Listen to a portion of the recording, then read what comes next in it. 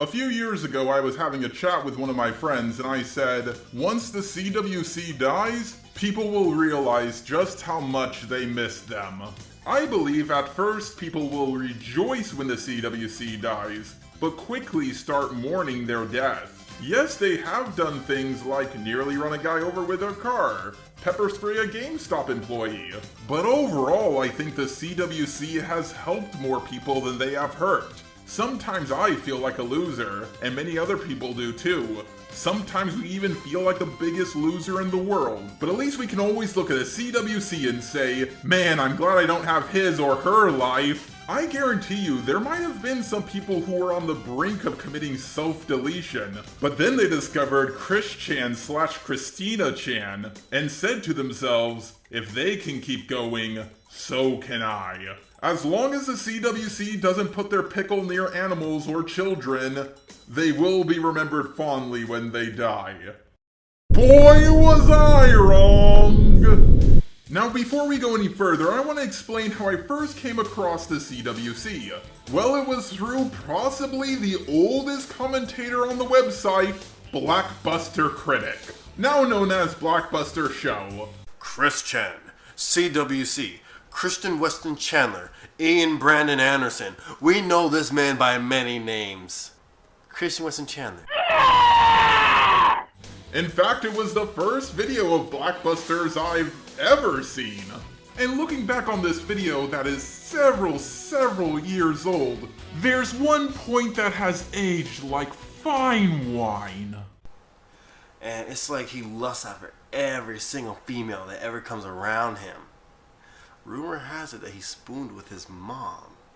Not sure if that's true or not. I wouldn't put it past him.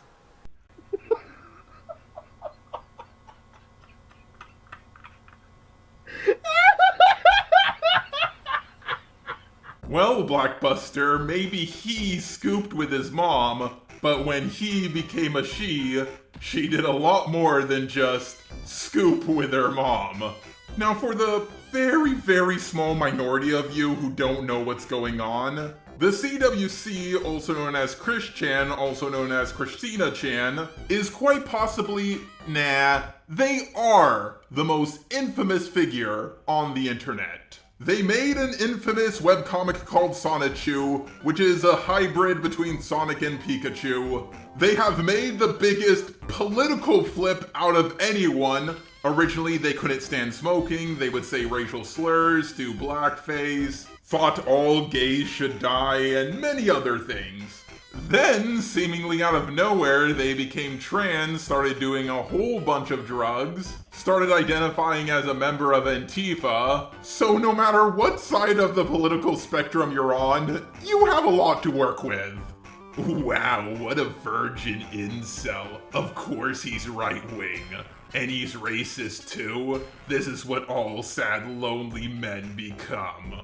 A lazy fat trans person who doesn't have a job? Of course they're a member of Antifa. If you want more information about the CWC, there's a whole series about them, so go check that out. A lot of people did troll Chris Chan, and some of it did go a little bit too far. But shortly after Chris Chan's father died, and Chris Chan transitioned into Christina Chan, a lot of their old trolls started financially supporting them. Of course, they spent a lot of the money they got on toys and games, but at the very least they were getting some form of income, even if it was just pity money. But after audio was leaked of them admitting to having relations with their own mother, Granddad always said if she ain't dead, make that ass red. A lot of their financial support disappeared, and the CWC was arrested.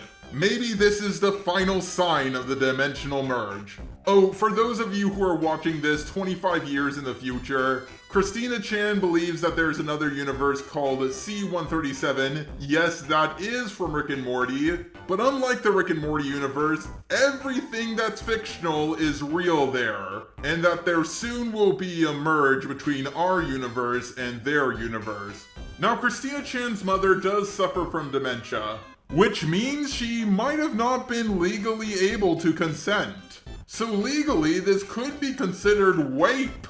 And here's a line from BlackBusterCritic that has aged like wine, but also spoiled milk at the same time.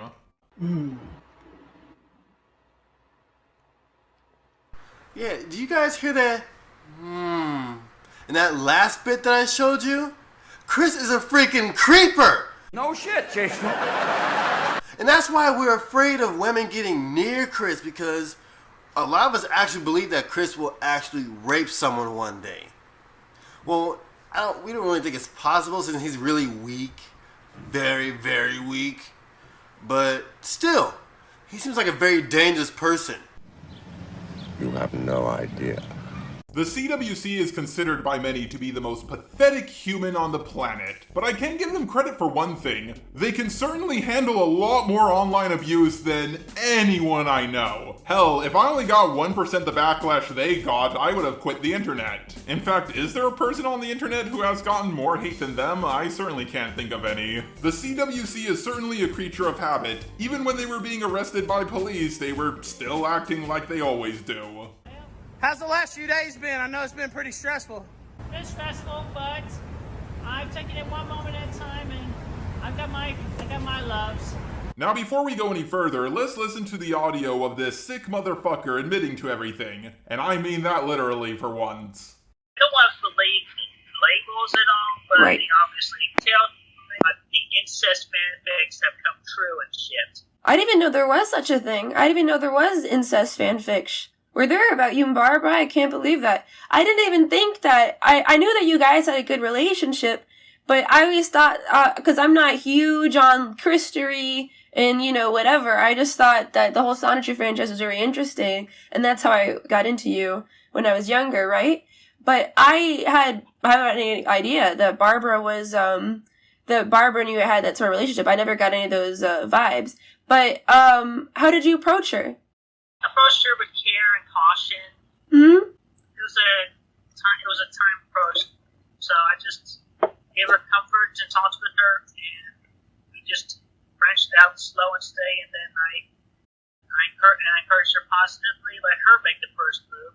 She wanted to do it. And She did? Really? She made the first move? Yeah. Oh, really? Wow, Barbara. How did she do it, if you don't mind me asking? What was the first move? I don't remember exactly. Well, that was her first move, but my approach was... I forgot exactly what terminology the approach I used, but I approached with care and caution. How did she respond when you approached her? What did she say? I don't remember exactly what she said, but it was I think she was partially confused at one point, but then she came around, obviously, with more approaching than I was doing with her along the way. Right. So she got into it. How was the first kiss? You kissed her? How did that feel? Having known this woman for your whole life, how did that feel? Oh yeah, I mean, it was simple lip to lip kiss contact, but yeah, it was actually good and it felt right. When did you start having feelings for Barbara?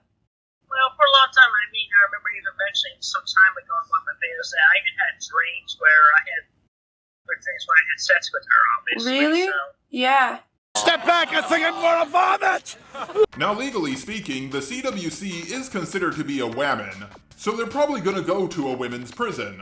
If they went to a men's prison, I have no doubt in my mind they would have been torn to shreds. Now some people might be concerned for the women in the prison that the CWC is going to. Guys, these are prison women. They're not exactly dainty little flowers. I guarantee you, whatever women's prison Christina Chan goes to, they're not going to be the strongest one there. Not by a long shot. Christina Weston Chandler is not exactly someone who hits the gym on a daily basis. Now, some people think that this was part of the CWC's plan all along, to get sent into an area where they're going to be surrounded by boyfriend-free girls. But let's be real here, that's giving them way too much credit. Now, the CWC does suffer from autism, and I have that myself, and I just want to say, autism is a very broad spectrum, and Christina Western Chandler is at the absolute bottom of that spectrum. But they say they have high-functioning autism. Guess what you have to do to be considered high-functioning? All you have to do is read, and that's it. I don't think there's anyone in this world who has ruined the reputation of autistic people more than the CWC, to be honest. But if you want to know more about this subject, check out my video, Is Autism Overpowered? I'm also going to start a CWC playlist, so go check that out. And I highly recommend you go see my CWC Joker videos, where I got a guy to do a almost spot-on impression of the Joker. Yeah, those videos are demonetized and I don't make a cent from them, but they're funny as fuck. Unfortunately, the blind bard who did the voice will no longer be voicing the CWC publicly, due to not wanting to voice, well, a rapist. But hopefully this will be the last time I will ever have to talk about this motherfucker, because it's just not funny. It stopped being funny during the whole dimensional merge shit. It just keeps getting more and more sad. Laughing at cringy Sonic OCs used to be fun, now it's cringy to laugh at cringy things. Hopefully if they do get sent to prison, they'll get the help they desperately need. Without the CWC around, I wonder what's gonna happen to the Christorians, like what are they gonna talk about?